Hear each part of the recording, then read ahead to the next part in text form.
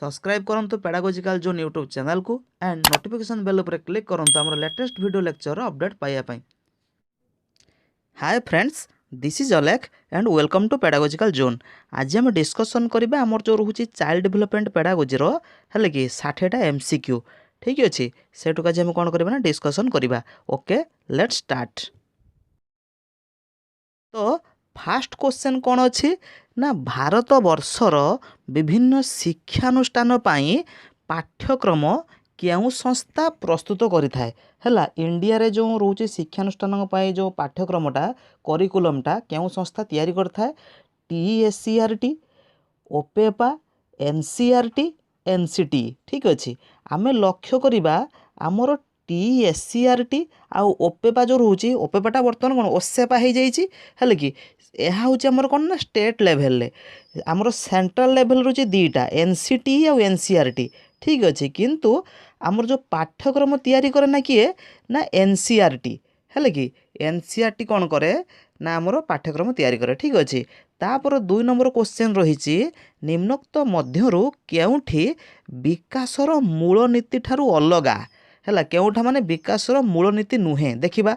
तो एइटी कौन है ना ऑप्शन 2टी कटि जाए। ठीक अच्छे, किंतु मुझे दौची कौन हम है कि अच्छा ऑप्शन ए कही निर्दिष्ट दिगरे गति, ऑप्शन बी कही वृत्तिगत निपुणता हठात हासिल, ऑप्शन सी कही कौन ना धारा स्वतंत्र, ऑप्शन डी कही कौन ना धारावाहिक प्रक्रिया है कि जदि आम एटा लक्ष्य करा आम जानते कौन विकास निर्दिष्ट दिगरे गति करे है कि विकासर धारा स्वतंत्र है कि विकास एक धारावाहिक प्रक्रिया आम जानते तार सठिक जदि आंसर कौन हम ना ऑप्शन हम कौन आमर ना बी है कि वृत्तिगत निपुणता हठात हासिल एटा विकासर मूल नीति नुहे। ठीक अच्छे, तापर क्वेश्चन लक्ष्य करवा कौन आमर देइछि निम्नोक्त मध्यरु केउ नीतिटी अंतर्दृष्टि मतवाद सह संपृक्त नुहे है कि अंतर्दृष्टि मतवाद माने आपणकर जो कोहलरकर है कि कोहलरकर जो मतवाद थिला सेटा हमर अंतर्दृष्टि शिक्षण आम कही था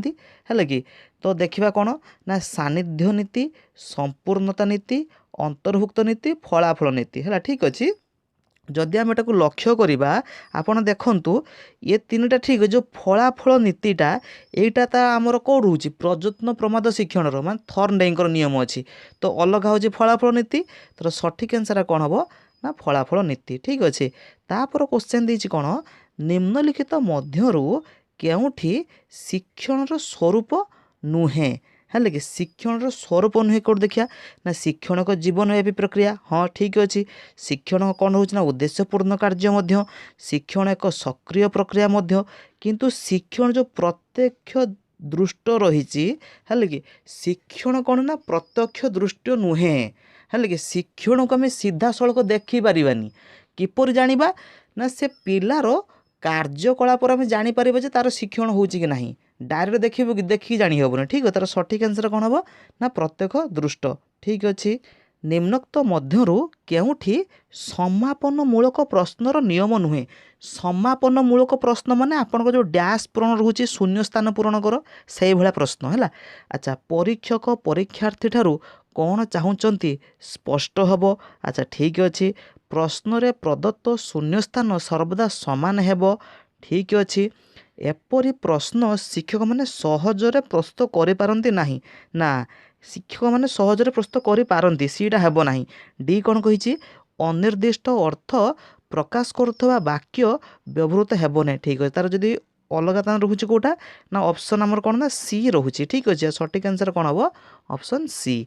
ओके, तापर जदि हमें क्वेश्चन लक्ष्य करबा कोन हमर दउछि केउ मूल्यांकन द्वारा शिक्षार्थीर बौद्धिक और अन्यान्य बौद्धिक क्षेत्र में शिक्षार्थीर स्थिति आकलन कर क्वेश्चनटा आम जिते थर मक टेस्ट कले प्रिवियस क्वेश्चन कले पाखापाखि 5 ରୁ 6 थर खंडे क्वेश्चन पकई आप लक्ष्य करुवे नुह कि।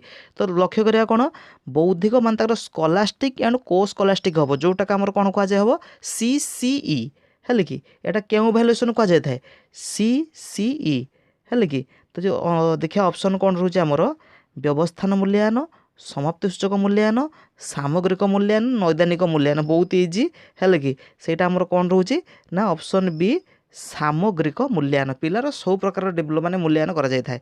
ତାପରେ ଜଣେ ଲୋକର ପ୍ରକୃତ ବୟସ ହେଉଛି 50 ବର୍ଷ ହେଲେ ତାର ବୁଦ୍ଧ୍ୟାଙ୍କ ମାନେ ତାର କ୍ରୋନୋଲୋଜିକାଲ ଏଜ୍ ହେଉଛି 50 ବର୍ଷ ହେଲେ କି ସେଇ ହିସାବରେ ବୁଦ୍ଧ୍ୟାଙ୍କ ତାର କେତେ କରାଯିବ ଇଣ୍ଟେଲିଜେନ୍ସ ଯେଉଁ କୁହାଯାଇଥାଏ ହେଲେ କି ଏଇ ଟପିକଟା ମଧ୍ୟ ଆମେ ଡିସ୍କସନ୍ କରିଥିଲେ। ମୁଁ ଖାଲି କହିଦେଇଥିଲି ଖାଲି ଟେବୁଲଟା ହିଁ କହିଥିଲି ହେଲେ କି ଥିଓରି ଗୁଡ଼ାକ ବି ଏତେ କହିନଥିଲି ଠିକ୍ ଅଛି। କିନ୍ତୁ ଆପଣମାନେ ତାକୁ ମଧ୍ୟ ପଢ଼ିପାରିବେ ଠିକ୍ ଅଛି। ଯଦି ଲକ୍ଷ୍ୟ କରିବା ଯଦି ପ୍ରକୃତ ବୟସ 50 ବର୍ଷ ହେଇଥିବ ତାର ବୁଦ୍ଧ୍ୟାଙ୍କ ଲକ୍ଷ୍ୟ କରିବା କ'ଣ ହେଇଥିବ ନା 36 ହୋଇଥାଏ 36 ଠିକ୍ ଅଛି। ଇଣ୍ଟେଲିଜେନ୍ସରେ ଆପଣ ଜାଣିପାରିବେ। ତ ନେକ୍ସଟ କ୍ୱେଶ୍ଚନ୍ କହିଛି କ'ଣ ନା କେଉଁ ପ୍ରକାର ପ୍ରଶ୍ନର ମୂଲ୍ୟାୟନ ବେଳେ ବ୍ୟକ୍ତିନିଷ୍ଠତା ଦେଖାଦେଇଥାଏ। ଅପସନ୍ ଦେଖିବା ସୀମିତ ଉତ୍ତରମୂଳକ ଦୀର୍ଘ ଉତ୍ତରମୂଳକ ବସ୍ତୁନିଷ୍ଠ ମୁକ୍ତ ଉତ୍ତରମୂଳକ ଠିକ୍ ଅଛି। ଆମେ ଯଦି ଲକ୍ଷ୍ୟ କରିବା ବ୍ୟକ୍ତିନିଷ୍ଠତା ଦେଖାଯାଇଥାଏ ରଚନାତ୍ମକ ପ୍ରଶ୍ନରେ ହେଲେ କି ରଚନାତ୍ମକ ପ୍ରଶ୍ନ ରହୁଛି ଆମର କ'ଣ ରହୁଛି ଦୀର୍ଘ ଉତ୍ତରମୂଳକ ପ୍ରଶ୍ନ ଲଙ୍ଗ କ୍ୱେଶ୍ଚନରେ ବ୍ୟକ୍ତିନିଷ୍ଠତା ଦେଖାଯାଇଥାଏ। ଆଉ ସର୍ଟ କ୍ୱେଶ୍ଚନ୍ ଯେଉଁ 1 ମାର୍କ ରହୁଛି ସେଠି ବସ୍ତୁନିଷ୍ଠତା ଦେଖାଦେଇଥାଏ।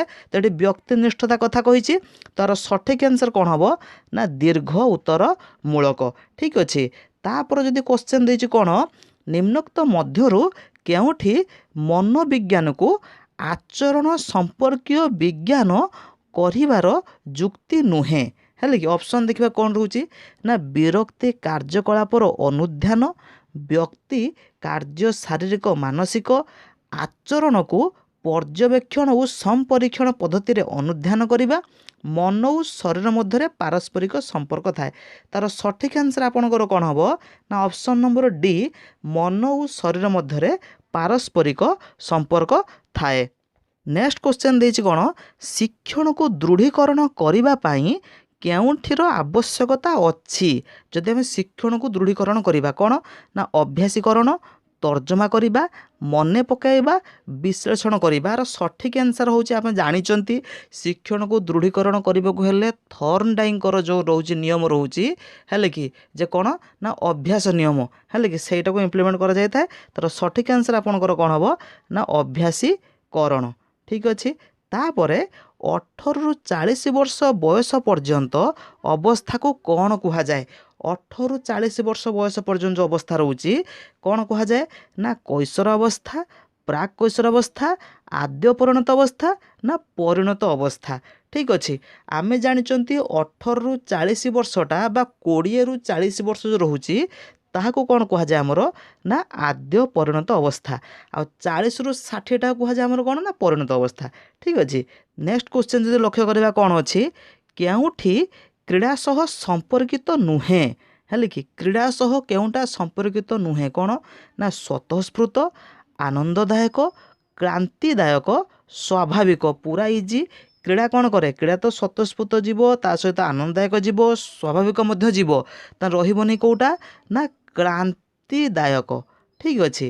ତାପରେ ଜ୍ଞାନ ଚିନ୍ତା ସ୍ମରଣ କଳ୍ପନା ଭାଷା ଶିକ୍ଷା ଇତ୍ୟାଦି ପ୍ରକ୍ରିୟାକୁ ବ୍ୟକ୍ତିର କେଉଁ ବିକାଶ କୁହାଯାଇଥାଏ ହେଲା ମାନସିକ ବିକାଶ ଶାରୀରିକ ବିକାଶ ସାମାଜିକ ବିକାଶ ଆବେଗିକ ବିକାଶ। ଏଇଟା ବହୁତ ଇଜି ହେଲା ଚିନ୍ତା କରିବା ସ୍ମରଣ ଶକ୍ତି କଳ୍ପନା କରିବା ଏସବୁ କ'ଣ ଆମର କଗ୍ନିଟିଭ୍ ଡେଭଲପମେଣ୍ଟ ବୌଦ୍ଧିକ ବିକାଶ ବା ତାକୁ ମାନସିକ ବିକାଶ ମଧ୍ୟ କୁହାଯାଇଥାଏ ଯେଉଁଟା ଆମର ଇଣ୍ଟେଲେକ୍ଚୁଆଲ୍ ଡେଭଲପମେଣ୍ଟ। ତ ସଠିକ୍ ଆନ୍ସର ଆପଣଙ୍କର କ'ଣ ହେବ ନା ଅପସନ୍ ନମ୍ବର ଏ ମାନସିକ ବିକାଶ ଠିକ୍ ଅଛି। ତାପରେ ଲକ୍ଷ୍ୟ କରିବା କ୍ୱେଶ୍ଚନ୍ କ'ଣ କହିଛି ନିମ୍ନଲିଖିତ ମଧ୍ୟରୁ କେଉଁଠି ବୁଦ୍ଧିର ଅର୍ଥ ନୁହେଁ କ'ଣ ନା ଅନୁଭୂତିରୁ ଶିକ୍ଷା ଲାଭ କରିବାର ସାମର୍ଥ୍ୟ ଏହାକୁ ବୁଦ୍ଧି କୁହାଯାଇଥାଏ। ସମସ୍ୟା ସମାଧାନ କରିବାର ଦକ୍ଷତା ମଧ୍ୟ ବୁଦ୍ଧି ହୋଇଥାଏ ଠିକ୍ ଅଛି। ଆଚ୍ଛା ଏହା ଏକ ନିର୍ଦ୍ଦିଷ୍ଟ ସାମର୍ଥ୍ୟ ନୁହେଁ ଏଇଟା ଭୁଲ ଦେଇଛି ଅପସନ୍ ସି ଟି ଦ୍ରୁତ ଶିକ୍ଷଣ ପାଇଁ କ୍ଷମତା ମଧ୍ୟ ବୁଦ୍ଧି ହେଲ୍ପ କରିଥାଏ। ତାର ସଠିକ୍ ଆନ୍ସର ଆପଣଙ୍କର କ'ଣ ହେବ ନା ଅପସନ୍ ନମ୍ବର ସି ଠିକ୍ ଅଛି। ତାପରେ କ୍ୱେଶ୍ଚନ୍ ଦେଖିବା ନିମ୍ନଲିଖିତ ମଧ୍ୟରୁ କେଉଁଠି ଅନଗ୍ରସର ଶିକ୍ଷାର୍ଥୀର ଲକ୍ଷଣ ନୁହେଁ ହେଲା ଅନଗ୍ରସର ଶିକ୍ଷାର୍ଥୀର ଲକ୍ଷଣ ନୁହେଁ କହିଛି। ଆଚ୍ଛା ଜ୍ଞାନାତ୍ମକ ଦକ୍ଷତା ସୀମିତ ଆଚ୍ଛା ଦୁର୍ବଳ ସ୍ମୃତି ଶକ୍ତି ଲକ୍ଷ୍ୟଭିତ୍ତିକ ଆଚରଣ ପ୍ରଦର୍ଶନ ଅସଫଳତାକୁ ଭୀଷଣ ଭୟ କରନ୍ତି। ବହୁତ ଇଜି ରହିଛି ଆମେ ଜାଣିପାରୁଛନ୍ତି କେଉଁଟା ଅଲଗା ରହିଛି ଅପସନ୍ ନମ୍ବର ସି ଲକ୍ଷ୍ୟଭିତ୍ତିକ ଆଚରଣ ପ୍ରଦର୍ଶନ ଠିକ୍ ଅଛି। ତାପରେ ଯଦି ଆମେ କ୍ୱେଶ୍ଚନ୍ ଲକ୍ଷ୍ୟ କରିବା କ'ଣ ଆମର ଦେଇଛି ନିମ୍ନୋକ୍ତ ମଧ୍ୟରୁ କେଉଁଠି କ୍ରିୟାଶୀଳ ଉପକରଣ ନୁହେଁ हेले क्रियाशील जो उपकरण रोचे कौटा नुहे। नाटक अभिनय हूँ क्रियाशील उपकरण। विभिन्न स्थान परिवर्तन। जंत्रपातिर व्यवहार रेडियो एटा आम जानी। रेडियोटा हूँ आमर कौन श्राव्य उपकरण हिसाब से यूज होता है। तार सठिक आंसर आपंकर कौन हम ना रेडियो। ठीक अच्छे। निम्नोक्त मध्यरु केउंटी शिक्षा साधन सामग्रीर मुद्रित माध्यम नुहे। ऑप्शन देखिए कौन अच्छी ना पुस्तक, अभ्यास पुस्तिका, कार्य पुस्तिका, वीडियो टेप। आम जानी कौटा अलग रही हूँ आमर कौन ना ऑप्शन नंबर डी कौन अच्छी ना वीडियो टेप। ठीक अच्छे। ओके। तो नेक्स्ट जदि आम क्वेश्चन लक्ष्य करवा कौन आम रोचे लक्ष्य करवा जे निम्नोक्त मध्यरु केउठी बेंजामिन एस ब्लूम पारदर्शिता शिक्षण पाई देइथिबा विचारधारा नुहे। हेले कि कौन देइछन देखि अलगा देखिबा। सबु शिक्षार्थी पाठ्यक्रम प्रस्तुति शिक्षादान बेले बेले द्रुत मंथर शिक्षार्थी को अवहेला करे। पाठदान प्रेरणादायक हेब शिक्षार्थी को क्रियाशीलर आवश्यकता न थाए। आर सठिक आंसर आम जो लक्ष्य करवा कौन हो ना ऑप्शन नंबर डी शिक्षार्थी को क्रियाशीलर आवश्यकता न थाए। ठीक अच्छे। तापर जदि आम क्वेश्चन लक्ष्य करवा कौन आमर रोचे जे निम्नोक्त केउठी प्रयत्न प्रमाद मतवादर श्रेणी रे प्रयोग को सूचाऊ नाही। अच्छा शिशुर शिक्षण लक्ष्य भित्तिक हेबा दरकार। अच्छा तापर शिक्षण वस्तु को बारंबार अभ्यास ये तो रोचे। अच्छा शिक्षण पाई बहुविध चिंतन अनुध्यान दरकार। आवश्यक स्थले मुखस्थीकरण जरूरी होता है। तो आज सठिक आंसर आम लक्ष्य करवा कौन हो ना ऑप्शन नंबर सी शिक्षण पाई बहुविध चिंतन और अनुध्यान दरकार होता है। तापर देखिबा कौन आम रोचे जे केउठी निरवच्छिन्न समव्यापक मूल्यांकन पाई परीक्षण पद्धति नुहे। मौखिक परीक्षण पद्धति नुहे। देखिए साक्षात्कार लिखित कार्य भितर तार सठिक आंसर आपंकर हम यहाँ जना पड़े ये कौन हम ना ऑप्शन सी साक्षात्कार। ठीक अच्छे। तापर लक्ष्य करवा आमर क्वेश्चन कौन कही शिक्षण प्रक्रिया रे शिक्षार्थीर आचरण रे जो संवेगात्मक परिवर्तन होउछि ताहा क्यों परीक्षा द्वारा जना पड़ता है। हेले कि क्यों परीक्षा आम करवा मनोवृत्ति परीक्षण, कृति परीक्षण, एकक परीक्षण, अभियोग्यता परीक्षण।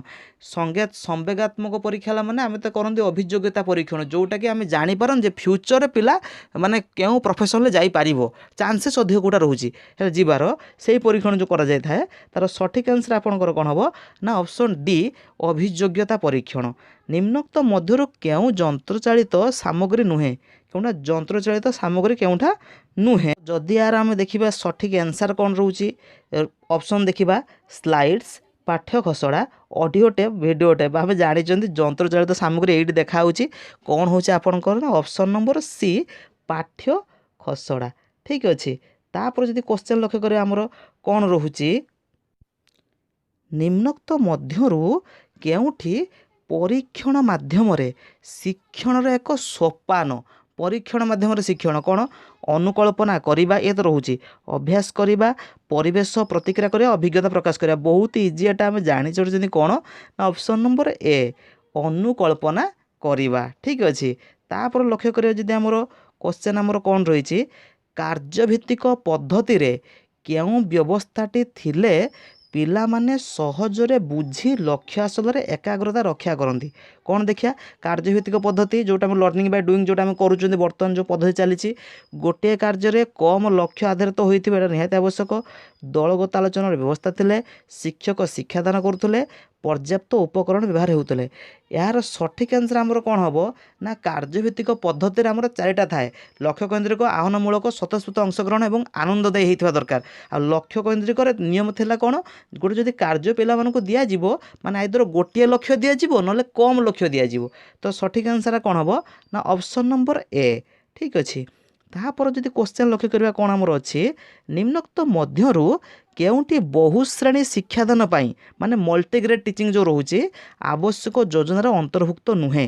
श्रेणी रे बसिबार व्यवस्था स्थिर करवा, क्षुद्र दल गठन करवा, शिक्षक प्रशिक्षण व्यवस्था, प्रत्येक कार्य ପାଇଁ ଆନୁମାନିକ ସମୟ ନିର୍ଦ୍ଧାରଣ କରିବା। ଉପର ଯେଉଁ ଏଟା ବିଟା ଆଉ ଡିଟା ରହୁଛି ତାର ପଏଣ୍ଟ ରହୁଛି, କିନ୍ତୁ ଏଇ ଯେଉଁ ଶିକ୍ଷକ ପ୍ରଶିକ୍ଷଣ ବ୍ୟବସ୍ଥାଟା ହେଲେ ଏଇଟା ଅଲଗା ରହୁଛି। ତାହେଲେ ସଠିକ୍ ଆନ୍ସର୍ କ'ଣ ହେବ? Option number C. ତାପରେ କ୍ୱେଶ୍ଚନ୍ ହେଇଛି କ'ଣ, ନିମ୍ନୋକ୍ତ ମଧ୍ୟରୁ କେଉଁଠି ସୃଜନଶୀଳ ବ୍ୟକ୍ତିମାନଙ୍କ ସମ୍ବନ୍ଧରେ ଦେଇଥିବା ମତ ନୁହେଁ? ଆଚ୍ଛା, କ'ଣ? ଅଧିକ ବୁଦ୍ଧି ଓ ଶ୍ରେଷ୍ଠ ମାନସିକ ଶକ୍ତି ବିଶେଷ, ଅନ୍ୟମାନଙ୍କୁ ସଙ୍ଗେ ସଙ୍ଗେ ଜବାବ ଦିଅନ୍ତି, ବ୍ୟବହାରରେ ଆନନ୍ଦଦାୟକ, ନମନୀୟତା ଓ ବିସ୍ତାରଣ ସମ୍ବନ୍ଧୀୟ ଦକ୍ଷତା ଅଧିକ। ଠିକ୍ ଅଛି, ଯଦି ଆମେ ଲକ୍ଷ୍ୟ କରିବାର କହିଲା କେଉଁଟା ମତ ନୁହେଁ, ଠିକ୍ ଅଛି, ଯେଉଁମାନେ ସୃଜନଶୀଳ ବ୍ୟକ୍ତିମାନେ ହେଲେ କି ସେମାନେ କ'ଣ ହୋଇଥାନ୍ତି ନା ଯେଉଁ ଅନ୍ୟମାନଙ୍କୁ ସଙ୍ଗେ ସଙ୍ଗେ ଜବାବ ଦିଅନ୍ତି, ହେଲେ କି এইটা ତାର କ'ଣ ନା ସେମାନଙ୍କର ମତ ଏଟା ନୁହେଁ, କିନ୍ତୁ ସେମାନଙ୍କର ନମନୀୟତା ଥାଏ, ହେଲେ କି ତା ସହିତ ବିସ୍ତାରଣ ମଧ୍ୟ ସମ୍ବନ୍ଧୀୟ ଦକ୍ଷତା ଥାଏ, ବ୍ୟବହାର ଆନନ୍ଦଦାୟକ, ସେମାନଙ୍କର ଅଧିକ ବୁଦ୍ଧି ସମ୍ପନ୍ନ ବି ସେମାନେ ହେଇଥାନ୍ତି, ଶିଷ୍ଟ ମାନସିକ ଶକ୍ତି ବି ହୋଇଥାନ୍ତି, ନୁହେଁ କି? ତ এইটা ଜବାବ ଦିଅନ୍ତି। ଠିକ୍ ଅଛି, ତ ନେକ୍ସଟ କ୍ୱେଶ୍ଚନ୍ କ'ଣ ରହୁଛି ନା ନିମ୍ନୋକ୍ତ ମଧ୍ୟରୁ କେଉଁଠି ମାନସିକ କାର୍ଯ୍ୟ ନୁହେଁ? ହେଲା, ମାନସିକ କାର୍ଯ୍ୟ ନୁହେଁ କ'ଣ? ଜ୍ଞାନ ଅର୍ଜନ, ଓଜନ ବଢ଼ିବା, ଚିନ୍ତା କରିବା, କଳ୍ପନା କରିବା। ବହୁତ ଇଜି, ଏଇଠି ଦେଖାହେଉଛି କ'ଣ ଆମର ନା ଓଜନ ବଢ଼ିବା, ଅପସନ୍ ନମ୍ବର ସି। ଠିକ୍ ଅଛି, ତାପରେ ଶିଶୁର ମାନସିକ ଚାପ ଭାର ଲାଘବ ପାଇଁ ନିମ୍ନୋକ୍ତ ମଧ୍ୟରୁ କେଉଁଠି ଏକ ଉପାୟ ନୁହେଁ? କ'ଣ? ସହନଶୀଳତା ଶିକ୍ଷା, ଅକୃତ କାର୍ଯ୍ୟ ପାଇଁ ତାକୁ ଦାୟୀ କରିବା, ଶିଶୁର ଆତ୍ମବିଶ୍ୱାସ ବଢ଼ାଇବା, ପିଲାକୁ ଅନ୍ୟମାନଙ୍କ ସହ ତୁଳନା କରିବା। କହିଲା ନୁହେଁ କହିଛି ପରା, ଉପାୟ କେଉଁଟା ନୁହେଁ ନା ଅକୃତ କାର୍ଯ୍ୟ ପାଇଁ ସେମାନଙ୍କୁ କ'ଣ ନା ଦାୟୀ କରାଇବା, ଏଇଟା ନୁହେଁ। ଠିକ୍ ଅଛି, ତାପରେ ଦେଖିବା କ୍ୱେଶ୍ଚନ୍ କ'ଣ ରହୁଛି ନା ବେଶୀ ବୁଦ୍ଧି ସମ୍ପନ୍ନ ପିଲାଙ୍କ ବୁଦ୍ଧ୍ୟାଙ୍କ କେତେ ହୋଇଥାଏ? ହେଲା, ବେଶୀ ବୁଦ୍ଧି ଯେଉଁ ରହୁଛି ପିଲାଙ୍କର ବୁଦ୍ଧ୍ୟାଙ୍କ ଆମେ ଲକ୍ଷ୍ୟ କରିବା କ'ଣ ରହୁଛି ନା 110ରୁ 120, 90ରୁ 110, 120ରୁ 140, 140ରୁ ଅଧିକ। ବେଶୀ ବୁଦ୍ଧି ମାନେ ଆପଣଙ୍କର ଏବଭ୍ ଆଭରେଜ୍। ହେଲା, ଆଭରେଜ୍ ତ ଆମର 100 ମାନେ 90ରୁ 110, 110ରୁ 120 ଯେଉଁ ରହୁଛି ସେଇଟା ହେଉଛି ଏବଭ୍ ଆଭରେଜ୍। ଠିକ୍ ଅଛି, ତାର ସଠିକ୍ ଆନ୍ସର୍ ଆପଣଙ୍କର କ'ଣ ହେବ ନା ଅପସନ୍ ନମ୍ବର ଏ। ଉଦ୍ଦେଶ୍ୟ ପ୍ରଣୋଦିତ ହୋଇ ମନୋଯୋଗ ସହକାରେ କୌଣସି ବସ୍ତୁକୁ ପ୍ରତ୍ୟକ୍ଷଣ କରିବା, ହେଲେ ପ୍ରତ୍ୟକ୍ଷ ଦର୍ଶନ କରିବା, ତାକୁ କ'ଣ କୁହାଯାଏ? ପରୀକ୍ଷଣ, ଅନୁକରଣ, ପର୍ଯ୍ୟବେକ୍ଷଣ, ଆବିଷ୍କାର। ବହୁତ ସହଜ ଏଟା କ'ଣ କୁହାଯାଏ ଆମର? ଅପସନ୍ ନମ୍ବର ବି ହେବ କ'ଣ ନା ପର୍ଯ୍ୟବେକ୍ଷଣ। ଠିକ୍ ଅଛି, ତାପରେ ଦେଖିବା ଆମର କ'ଣ ରହୁଛି ନା କୋହଲର କେଉଁ ମତବାଦ ଉପସ୍ଥାପନ କରିଥିଲେ? କୋହଲର ଆମେ କହିଥିଲେ କେଉଁ ମତବାଦ, ଯେଉଁ ତାଙ୍କର ହେଉଛି କ'ଣ ନା ଅନ୍ତର୍ଦୃଷ୍ଟି ଶିକ୍ଷଣ, ନୁହେଁ କି? କୋହଲରଙ୍କର ଥିଲା ସେଇଟା। ତାର ସଠିକ୍ ଆନ୍ସର୍ ଆପଣଙ୍କର କ'ଣ ହେବ? ଅପସନ୍ ନମ୍ବର ଏ ଅନ୍ତର୍ଦୃଷ୍ଟିଟା ଆମେ ଜାଣିଛନ୍ତି। ଠିକ୍ ଅଛି, ଆଲୋଚନାମୂଳକ ପଦ୍ଧତିରେ ଶିକ୍ଷାଦାନ ଅନ୍ୟ କେଉଁ ପଦ୍ଧତି ସହ ସମ୍ପର୍କିତ?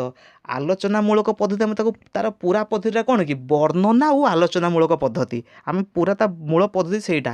ଠିକ୍ ଅଛି, ଦେଖିବା କ'ଣ ନା ପର୍ଯ୍ୟବେକ୍ଷଣ, ପରୀକ୍ଷଣ, ଅନୁକରଣ, ବର୍ଣ୍ଣନା। ତା ଅନ୍ୟ କେଉଁ ପଦ୍ଧତି ସମାନ ନା ବର୍ଣ୍ଣନା। ଠିକ୍ ଅଛି, ଅପସନ୍ ନମ୍ବର କ'ଣ ହେବ ନା ଡି। କନସେପ୍ଟ କ୍ଲିୟର ହେଉଛି?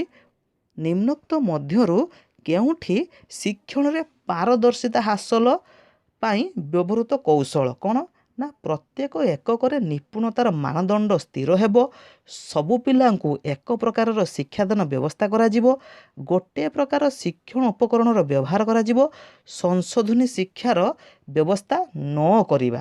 ଠିକ୍ ଅଛି, ତାର ଯଦି ସଠିକ୍ ଆନ୍ସର୍ ଆମେ ଲକ୍ଷ୍ୟ କରିବା କ'ଣ ରହୁଛି ନା ଆର ହେବ ଅପସନ୍ ନମ୍ବର ଏ। ଠିକ୍ ଅଛି, ପ୍ରତ୍ୟେକ ଏକକରେ ନିପୁଣତାର ମାନଦଣ୍ଡ ସ୍ଥିର କରିବା। ଠିକ୍ ଅଛି, ନେକ୍ସଟ କ୍ୱେଶ୍ଚନ୍ କହିଛି କ'ଣ? ଯାହାକୁ ପିଲାମାନେ ଭଲ ପାଆନ୍ତି ତାହାକୁ ଖେଳ କରନ୍ତି। ଏଥିରୁ ପିଲାମାନେ କେଉଁ ଆବେଗ ତାଙ୍କର ପ୍ରକାଶ ପାଉଛି ପିଲାମାନଙ୍କର ଦେଖିବା। ଅପସନ୍ ଏ କହିଛି ଘୃଣା, ଈର୍ଷା, ସ୍ନେହ, ଅସହିଷ୍ଣୁତା।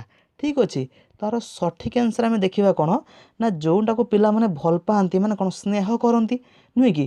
ତ ଘୃଣା, ଈର୍ଷା, ଅସହିଷ୍ଣୁତା ଇଏ ତ ଅଲଗା ପ୍ରକାର ଆବେଗ ରହୁଛି, ହେଲା କି? କିନ୍ତୁ ସ୍ନେହଟି ବି ଅଲଗା ରହୁଛି, ତା ସହିତ ଭଲ ପାଇବା ମାନେ କ'ଣ ସ୍ନେହ କରିବା ନା।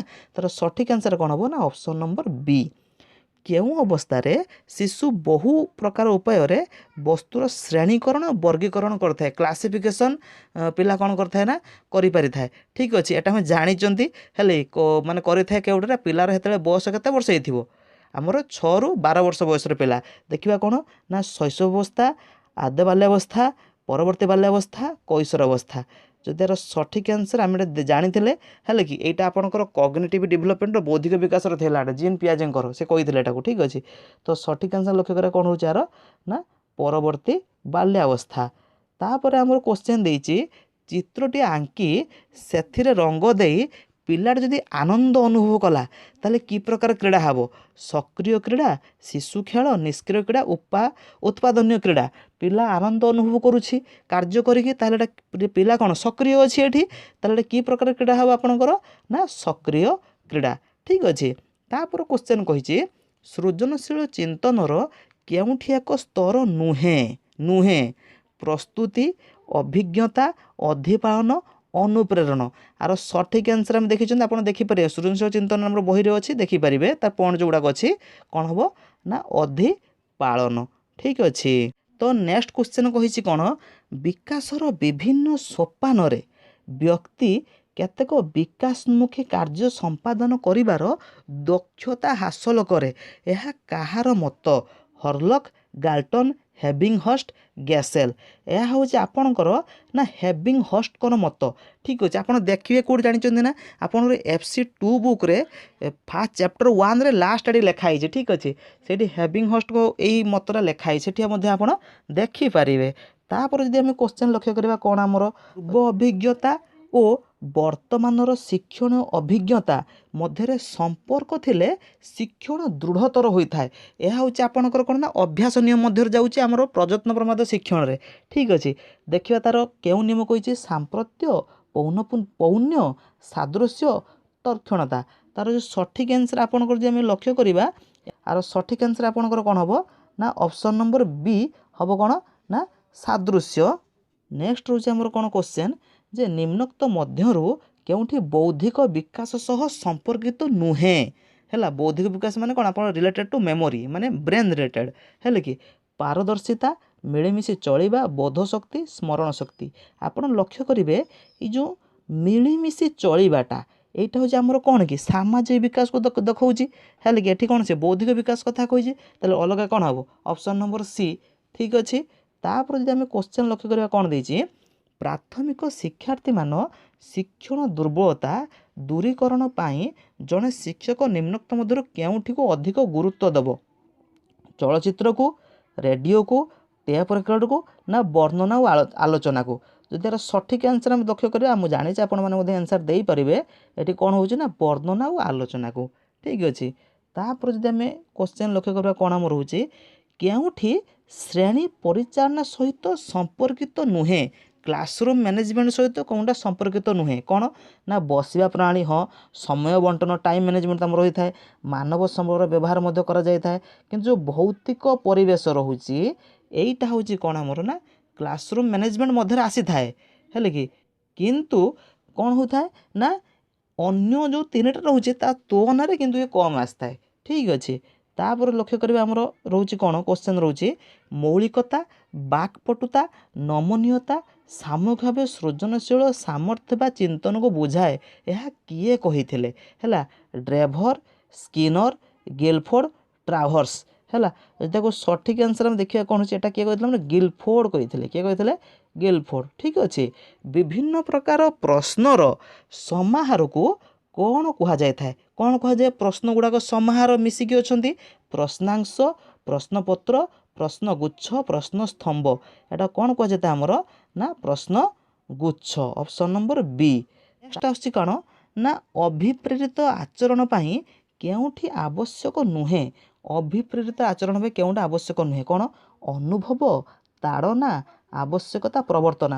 ଆମେ କ'ଣ କରିବା ଆବଶ୍ୟକତା ରହୁଛି ପ୍ରବର୍ତ୍ତାଇ ପାରିବା ମଧ୍ୟ ତାଡ଼ନା ହୋଇଥାଏ, କିନ୍ତୁ ଏଇ ଯେଉଁ ଅଭିପ୍ରେରିତ ଆଚରଣ ପାଇଁ ଆବଶ୍ୟକ ନୁହେଁ କ'ଣ ନା ଅନୁଭବଟା। ଠିକ୍ ଅଛି।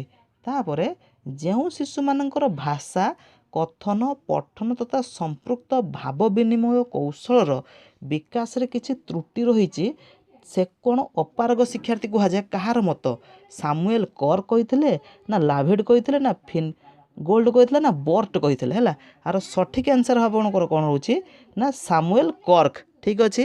तापर जदि क्वेश्चन लक्ष्य करिया कौन अच्छी ना सामान्य बुद्धि संपन्नर बुद्धिआंकटा केते सामान्य बुद्धि माने आम कही अलरेडी बिलो एवरेज है कि जोटा आमर कौन रोचे ना बिलो एवरेजटा आमर कौन 90 तलू रही कि कौन है 80 ରୁ 90 तर सठिक आंसर आपंकर कौन हम ऑप्शन नंबर सी है 80 ରୁ 90 क्लीयर हो कनसेप्टटा तापर निम्नोक्त केउं पद्धति को म्यारलैंड प्रतिभाशाली शिक्षार्थी मानक चिन्हट करने सुपारिश करते केउं पद्धति को ना व्यक्तिगत बुद्धि करते दलीय बुद्धि करते शिक्षक पर्यवेक्षण भी करते तार सठिक आंसर कौन हम ना ऑप्शन नंबर डी कौन हो ना उपरोक्त समस्त ठीक अच्छे तापर क्वेश्चन आम लक्ष्य करवा कौन आम रोचे निम्नोक्त मध्यरु केउठी शिक्षार्थी कैंद्रिक शिक्षार धारणा उपरे पर्यवेसित नुहे कौटा नुहे ना शिशु माने परिवेश ज्ञान आहरण करती हाँ करती स्वाधीन भाव में काम करुथिबारु अंतर्निहित प्रतिभार विकास होता है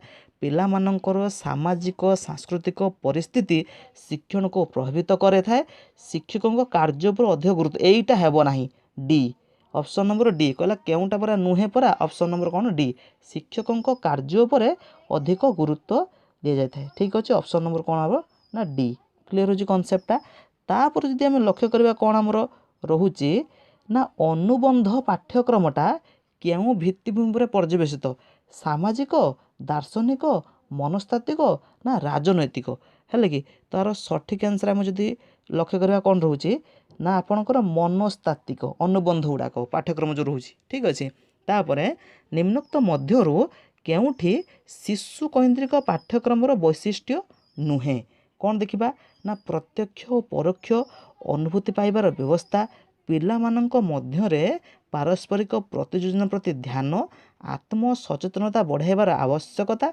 भाषागत दक्षता बढ़ाइबार गुरुत्व न था एटा वैशिष्ट्य नुहे यही भाषागत दक्षता बढ़ाइबार गुरुत्व थाए कही न थाए मैंने गोटे वैशिष्ट्य नुहे कही एटा ऑप्शन नंबर डी हम ठीक अच्छे।